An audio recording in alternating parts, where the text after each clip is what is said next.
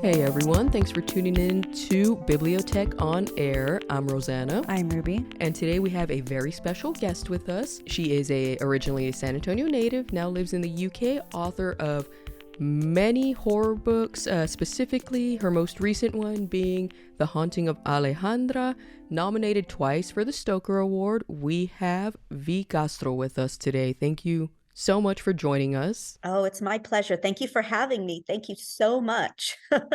Oh, we are absolutely thrilled to have you. I know. Thank you. Good afternoon. All the way from the UK. That's Thank right, you the time for joining difference. us. Alrighty, so we're gonna first start off with some general questions to get to know you as an author. So, how did growing up in San Antonio influence your career as a writer, and how did you develop your interest in the horror and sci-fi genres? Yeah, I mean, San Antonio, it's such a clash of cultures there. And you go to places like the San Antonio missions, which are really creepy. They were built by the Spanish. You have the Alamo, you have all of these different locations that have urban legends. And then you have the folklore of our ancestors and our history. And so growing up in Texas, I just kind of had all of that. I mean, there was a big push to assimilate and to be American. But I loved stories. I loved storytelling. I was always a bookworm. And so I didn't start till later in life, like 38. And all of these stories just kind of came flooding back. No one was telling them. We are rarely represented in horror and science fiction, and brown women are rarely the leads. And so Mm-hmm. I wanted to, I looked at my own bookshelf and my own Kindle and thought, wait, there's something wrong here. I didn't know where it would lead Mm-hmm. because, seeing the landscape, it's getting more diverse, but when you just look on the surface, the landscape, it's still dominated by white men. And that was Mm-hmm. something that bothered me. And yeah, I just kept writing from the heart. That's awesome. Thank you for sharing the fact that you said you started late, in quotations, 38, which is not that late, but usually when you think of Yeah. authors starting like super young. Yeah, it's kind of refreshing to hear. Yeah, very. I a lot of these stories I probably couldn't have written until I lived a little, because I tried Mm-hmm. writing earlier, but it just didn't click. The timing was Mm-hmm. all wrong. And now it has taken some time, but it feels right, if that makes sense. Oh, yeah, It does, yeah. definitely. And so you were featured at the San Antonio Book Fest earlier this year, specifically for your most recent story, The Haunting of Alejandra. Was this a special moment or kind of full circle moment for you? Definitely full circle moment and a special moment, to represent where I came from, to again be amongst my peers. It was great. It was absolutely fantastic. And to be in my hometown and my family was there and they're so proud. Mm-hmm. And so it means a lot to me to be able to do that and represent. Nice. All right, so with that, let's go ahead and dive into some questions about the story. Once again, The Haunting of Alejandra. It is about the main character, Alejandra, who is going through mental turmoil, relationship turmoil. She is having her own generational issues and also being haunted by The a famous. demon, by specifically La Llorona, which Yeah. is a legend that we are all very, very familiar with here. So, with that said, where did you get the inspiration to write this story? Where did the inspiration for Alejandra's character come from? Uh, so La Llorona has just been with me since I was a kid, and La Lechuza. Hmm. But again, it wasn't until after I had my third child and I was kind of going through it. I was going through a lot. And then lockdown happened with COVID, Mm-hmm. and I had time to write this story. What else was I going to do? And to deal with what was going on inside of me, the story just evolved. Her story, which is also my story and my mom's story, and her mother, who did leave, like Frances in the book. Mm-hmm. And we've never been able to locate her. So that was just an unraveling I didn't anticipate, but it happened. It had to happen. And it felt so good when I was finished. Mm-hmm. Yeah, I heard a lot about your other books, especially Goddess of Filth. Mm-hmm. Um, and so I'm comparing your previous works, and this one, I don't know if it's just me, but this one seems a little bit more personal and Mm-hmm. like a little bit more about like the issues that like women, Hispanic women specifically go through and things like that. Right, like their So expectations. were you just Yep, thinking that's like during that exactly. rough time, that rough COVID time, you were just thinking, okay, like I'm gonna get pretty like personal and pretty deep into it in this novel. Well, I was kind of trying to figure out why I had made the decisions I had made. Mm-hmm. How did I get to the point where I was at? And it was a low point, the Mm-hmm. lowest I had ever been. Mm-hmm. And I had to kind of trace all the way back. I had to view everything from like, a bird's eye. Mm-hmm. And when you go through the generations and how the things that influence us, they came from somewhere. Mm-hmm. And so I wanted to take it all the way back to the conquest of Mexico Mm-hmm. when indigenous women had to give up their bodies and their lives for these invaders.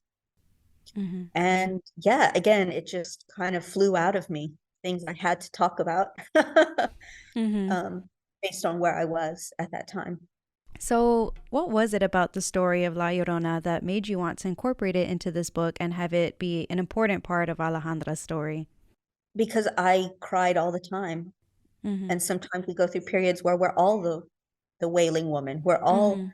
just tears and chaos and regret and emotion. Um, everybody experiences that. Everybody experiences fear. Mm-hmm. So that for me was a big part of the book, is to pinpoint that fear, that growing thing. And La Llorona, we don't know where it originated. We don't know anything about her, but it struck me that everyone else was telling her story except for her. And that Mm-hmm. goes back to, I feel women sometimes being silenced to please other people because they're afraid of losing out. Definitely. And so, what type of research went into writing this novel? For instance, the works of like the curandera and the therapist, and also the origins of the story of La Llorona, given that it has many different portrayals. Yeah, I mean, I had been in therapy. I was going on my own spiritual journey. Mm-hmm.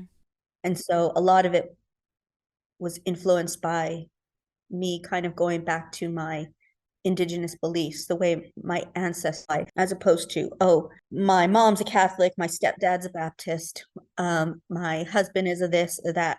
Well, what do I want to be? Mm-hmm. What do Mm-hmm. I believe? Mm-hmm. What resonates with me? And so I felt a lot of it out. But then, like the historical times, obviously, good old like history.com Mm-hmm. and looking at books Mm-hmm. of the Mexican Revolution and just different things like that. But there was very little on La Llorona. So um, again, that's why I wanted to write it. Specifically, because I enjoyed the little twist that you gave because first of all, you gave La Llorona her own, section in the book towards the end, which I thought Yeah. was amazing. With that said, you kind of gave a twist on it. Like she was like, okay, I'm taking myself and my kids. We're jumping in this river. We're all gonna die, and that's gonna save them from trouble down the line. But the way that played out, like she still in a way ended up saving her kids because they ended up with a really good family. She of course passed in the process, but so while it wasn't her original intention, it Mm-hmm. was just she still saved them, and I really liked that little flip the script in a Mm-hmm. way. I think people come into our lives for a reason. Angels, guardians, people are there for a reason, a season, or a lifetime, and they contribute. And, for me, my mom has experienced so much pain and her siblings. Mm-hmm. And luckily, my great grandmother was there and she lived till 98, which, she had a hard life. Mm-hmm. Mm-hmm. And I feel that sometimes we cannot predict what the universe has for us and will place people, things in our way that are meant for us. And I've seen that in my family and this book. Look at me getting emotional. This book still has so much emotion Yeah, definitely. tied to it because I wanted hope. I wanted it to give hope. And I end with, she became her own medicine. And for me, I wanted it to be empowering, even though it is terrifying. And because life can be terrifying, crisis can be terrifying. And for me, people are sent into our lives to make it less so, I think. That's just my opinion. I feel that. Yeah, that really resonates, and very beautifully yeah. put. Because I mean, she did end up, finding those people in her life that she needed. Whether it was subconsciously, like she started reaching out, or again, I mean, definitely effects of therapy as well. But like just like with that lady in the yard sale, like that moment of connection, that moment of, I'm not alone in this. Like there's someone else going through that. Like even just something just so, like serendipitous like that. That was, yeah. And I wanted it to be a piece of art. That's why it was an album. I wanted it to be music because music is storytelling and it's universal. We can all relate to a song, even if it's not by someone from our background. So I do hope, even though, this is definitely for the Latinas, I think a lot of women can resonate with this. Oh yeah, definitely. I mean, just I personally don't have any kids or anything like that and haven't experienced anything like that. But I still kind of resonated with it and related to it, just talking about like the depression that this woman was going through and like the standards of Hispanic women that they have to fulfill, such as, dealing with like a machismo man, having to absolutely. And then like that's that this woman was only a stay-at-home mom as well.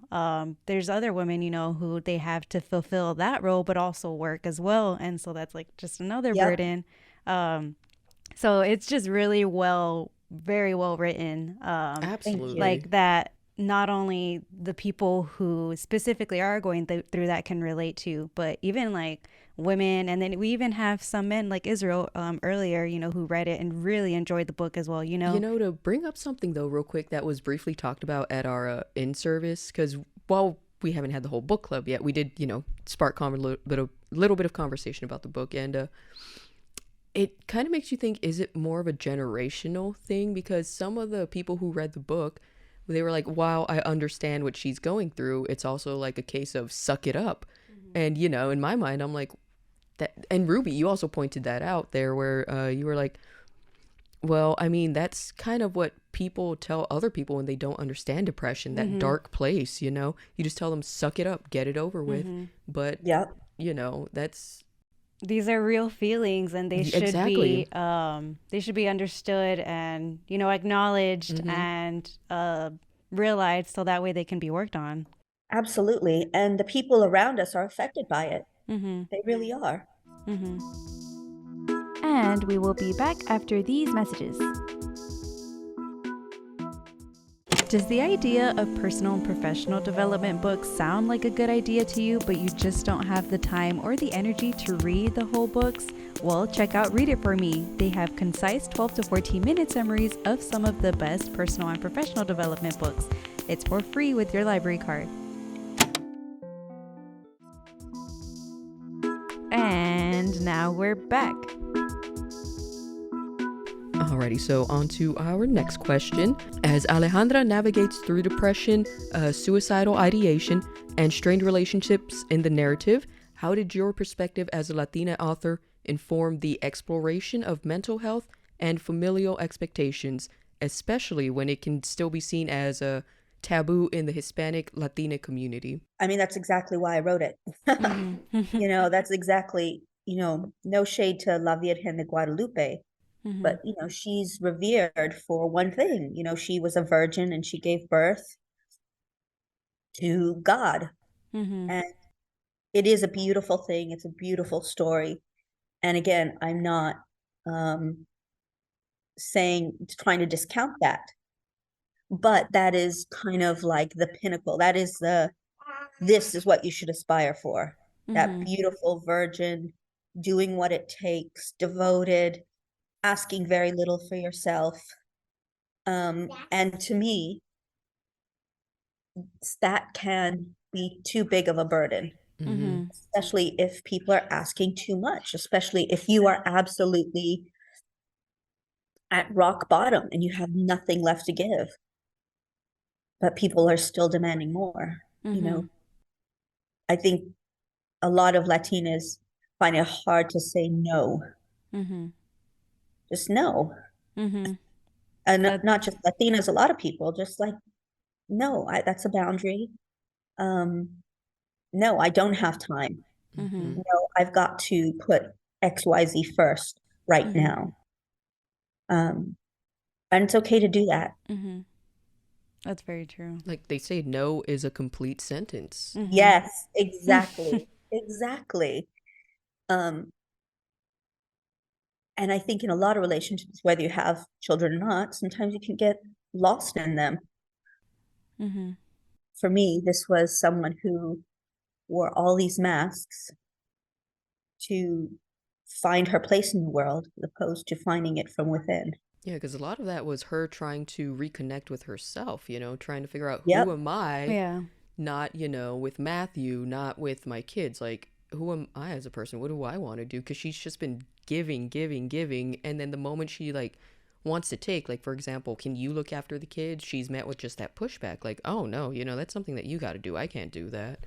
So it was refreshing to see that personal journey. It was a lot of strife, but, I mean, the person she ended up being at the end of it, it makes it seem like that's attainable. That's very attainable. Yeah, and it's nice. I'm glad. I didn't know exactly where the story was gonna end, because I'm like, man, how is this gonna all come together? And then the way that you just left her as empowered, Exactly. discovering who she was, and that she had the strength to be able to take on a big demon in her life like Absolutely. that. Absolutely. And for me, that some people think, oh, I can't deal with that. I just can't. I can't. It's impossible. And like you it really goes to show that you said, like, to get to that other side of it, you have to do the work. Like, you have to go in and seek out help, which is something that she did not want to do, but she had to go seek out help to the therapist and to her mom, and ask for help and all things like that. Well, I don't know, that really resonated with me. Yeah. It's hard to ask for help sometimes. Yeah, that too. So in the Haunting of Alejandra, there's a beautiful amalgamation of themes similar to Stephen King's It and the Disney film Encanto, especially in exploring multi-generational trauma and the pathway towards forgiveness and self-discovery. So what motivated you to explore these themes, and how did you ensure a unique narrative while drawing inspiration from such diverse sources? Yeah. Again, we've had 2 La Llorona films. One was rubbish. Our stories are just not being told, or they're just kind of on the back burner.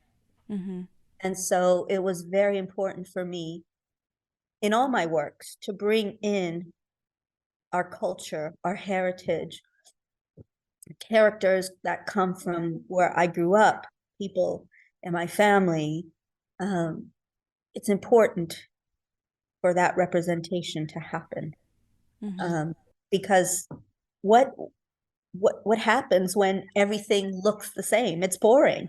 And so for me, I wanted to just dig deep into all the different histories and folklore in all my books, not just The Haunting of Alejandra, because it isn't being done. And if it is, it's not always done correctly or from a good place or the right place.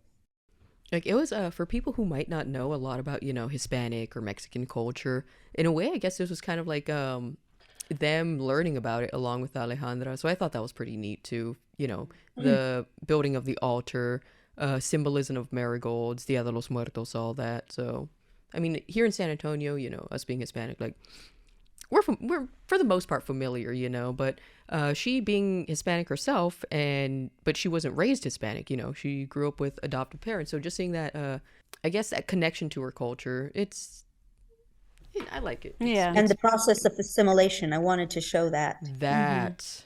And what's lost, what can be lost. Mm-hmm. That was very much in my mind. Well, with everything I write, again, I've the goddess of Phil, the thing. I don't want to give too much away. And same with the Queen of Cicadas. It's unique. So speaking of your other work, do you kind of go by the same themes in your other previous novels? The history, the folklore. I just wrote a little mini slasher that's on Amazon that I put myself called Dia de los Slashers. And I wanted to, have a Latin version of a slasher. I wanted to take it somewhere else. And it's really short. There's a bonus story. But again, incorporating those things to me, it just enriches the genre, I feel. And it offers readers something new. Definitely. I know what I'm reading later. I know. Oh, man. Before we get into our outgoing questions, was there anything else you wanted to highlight or that we missed in The Haunting of Alejandra? No, you hit everything, and it made me cry. You absolutely hit every note. So, no, great job. It's just a testament to your writing in that book. Yeah, it was very well written. Thank you. Highly recommend it. Highly recommend all your other work. Thank you. Thank you. So, getting close to the end here, is there anything you can share about upcoming projects or, coming out soon or further down the line? Yeah, so Immortal Pleasures, very different from Alejandra, but kind of the same. Are you guys familiar with La Malinche, Malinali? I'm She not. No. Okay, she was the translator for Cortez, and she was given to him by the Tabascans. Wow. And if not for her, he would have really struggled to do it, but she had no choice to do this. So Immortal Pleasures is about her life. She's a real woman in our history. And what happens after her human death from smallpox and all the things she had to endure under Cortez. But she has all these hot adventures after. Wow. That sounds so amazing. I wanted that to reclaim premise. her. I wanted to reclaim her for us. I Uh-huh. wanted her to have the life she deserves. Because so many Indigenous women were absolutely treated appallingly and died, before their time. So yeah, that's coming up in April. You can pre-order it now. Dia de los Slashers is up, paperback and ebook. It's short, it's a novelette, so nothing too crazy. Rebel Moon, which I wrote for the film on Netflix, is coming out in December. And yeah, I've got projects until 2025. Nice. So Oh, that's it's really so good. cool. Yeah, That's and then A lot amazing. of good stuff coming up. and I welcome everyone to just grab the older books. And what was that you mentioned? You wrote something specifically for Netflix? The Rebel Moon. Rebel Moon. So it's a film, and they wanted the novelization of it. Oh, so you wrote the novelization of it? Yeah. Wow, that's amazing. I was literally just telling Rosanna too that I loved the way The Haunting of Alejandra was written and described, because I was able to imagine everything as I was reading it. Very vividly. And I was like, man, I could easily see this as a Netflix show. It reminded me a little bit of Fingers the crossed, Haunting fingers of crossed. Hill House. Yes, Like fingers the crossed. imaginary, like the bent neck We're lady and working things on like it. that. We're You're working on it. Oh man, I'm sending you all my thoughts and prayers because I would love to see this. We'll promote the heck out of it. Right in front of my eyes, just the way I envisioned it. Like a little limited series or a movie or something. Oh, Yeah. that'd be so cool. Man. That's amazing. So the last question that we have, something that we ask all of our guests, since we are a library, we like to promote reading, as a fun entertainment. So what are you currently reading, watching, or listening to? I'm actually reading a book by Erica Buenaflor, and it's about the veneration of ancestors. So it's a nonfiction book. She's a curandera, and I love it. I love her book. So Erica Buenaflor, look her up. Mm-hmm. It's fabulous, and she's fantastic with her writing. It's nonfiction though. Oh, So if okay. you are interested in kind of those beliefs, Mm-hmm. how to get started, what it's all about, I recommend all of her books. Thank you for sharing. You've given so many good recommendations today. Oh my God, I'm so excited to go like I'm very dig up these excited. books and just thank you. Oh man. But I guess that wraps up this interview. Miss Castro, thank you so much, so much for being on the podcast with us today. It has been wonderful talking to you about, you and this book and just everything. It's been, Thank you. yeah. Thank you. Thank you so much. I really appreciate the time. Sorry about the noise. No, There you're was You no are way to. okay. I am so sorry. All the readers and listeners, I am so sorry. good. Some of you have been there. You're like, Definitely.